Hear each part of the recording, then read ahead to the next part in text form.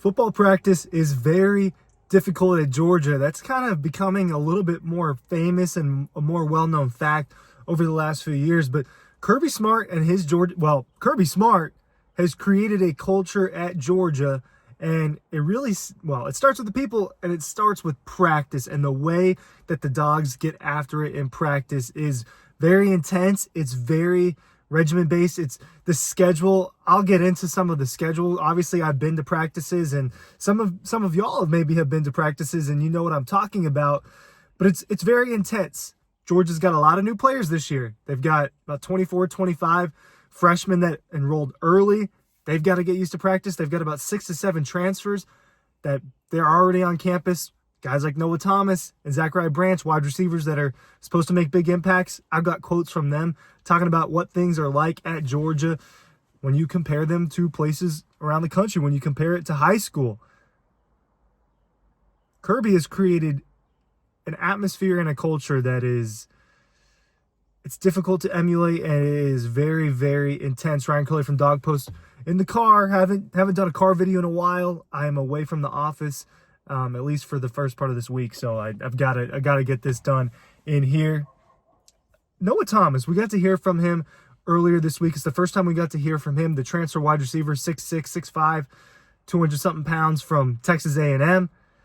We got to hear from Zachariah Branch, little guy, right? 5'10", and I don't know if he was quite 5'10" when I saw him in that press conference room, but Zachariah Branch is someone that both of those guys are supposed to help Georgia. They're transfers, and they came from Texas A&M and USC.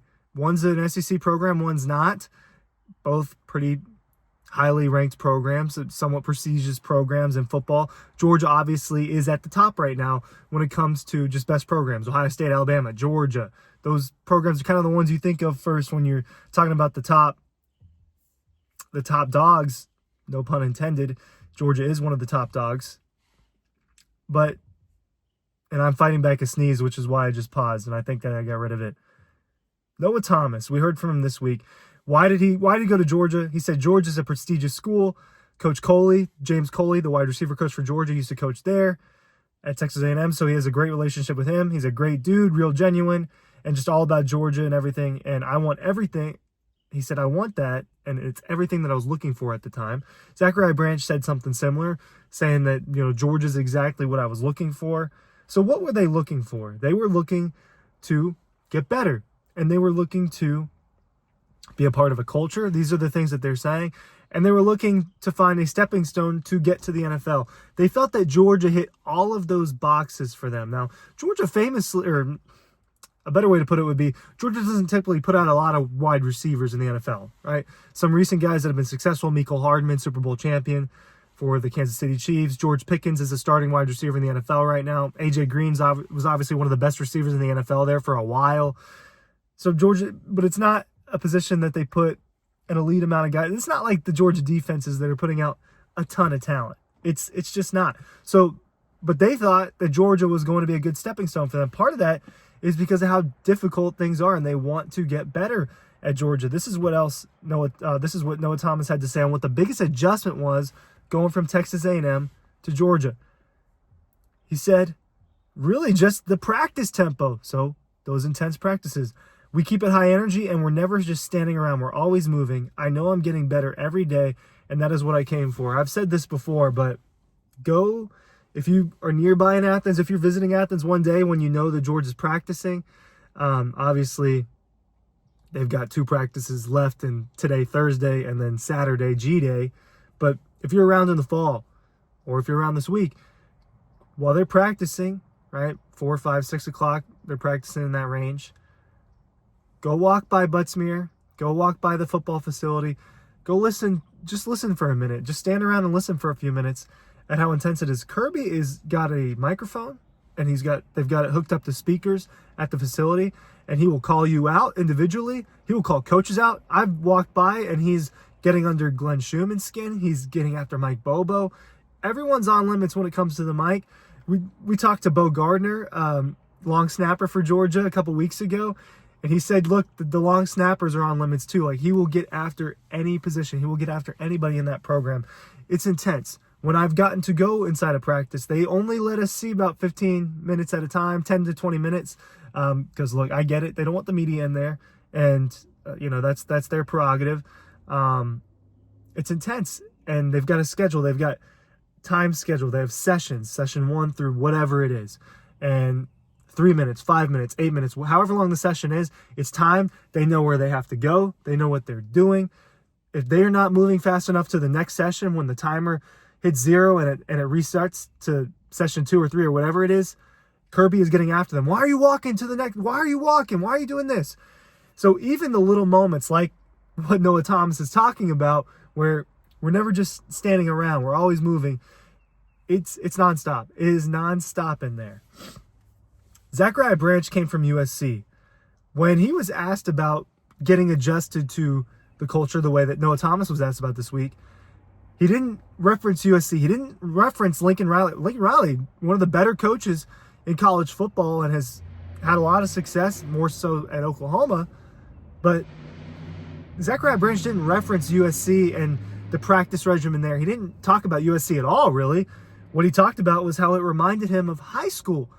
He came from Nevada. He went to Bishop Gorman. If you're not familiar with Bishop Gorman, it's one of the premier high school football programs in the country. It is one that is really buttoned up. It's one that has an established culture of winning. It's one that puts out a lot of 4- and 5-star players. And it's a school that really cares about its athletics. It's one of those types, an IMG type. This is what he said about Bishop Gorman. He said, it kind of reminds me of how it was at Bishop Gorman. We had an established culture as well. He said he remembered his freshman year at Bishop Gorman and how there was a high standard and how it took time for freshmen to earn their stripes there. He said Kirby has that same pedigree. And then he went on to say, to get to the next level, I felt like this was the best step for me. And he said dealing with Kirby and practicing at Georgia and being a part of this program, he said it reminds him of his upbringing with Bishop Gorman and with his parents, how they hold him accountable athletically, academically, socially, as a person. So things are difficult at Georgia, and these guys are adjusting to it. All the freshmen have to adjust to it. Kirby was really upset earlier in the spring. He was talking about how they couldn't practice to their standard. I'll read a little bit. He said, we can't really practice to our standard because they're all tired. We go to practice and there's great energy when they're in shorts. They learn what to do. When we start going, it's like they can't go. I'm just too tired.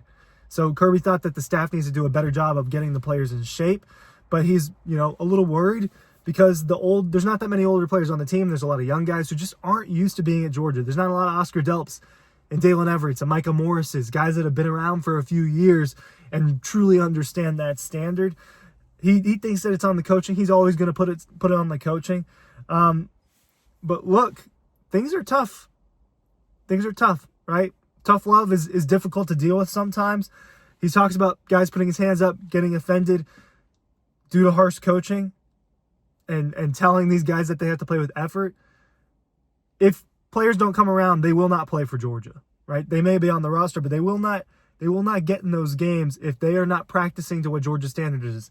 Georgia has, on Tuesdays, they call it Bloody Tuesday. Jamon Jimis Johnson talked about it a little bit a few years back, saying that, look, sometimes there's blood. It depends on how hard we go, but they go really hard on Tuesdays to the point where they call it Bloody Tuesday because there's been bloodshed, and they have extra one-on-ones, and there's just more intense drills going on Tuesday.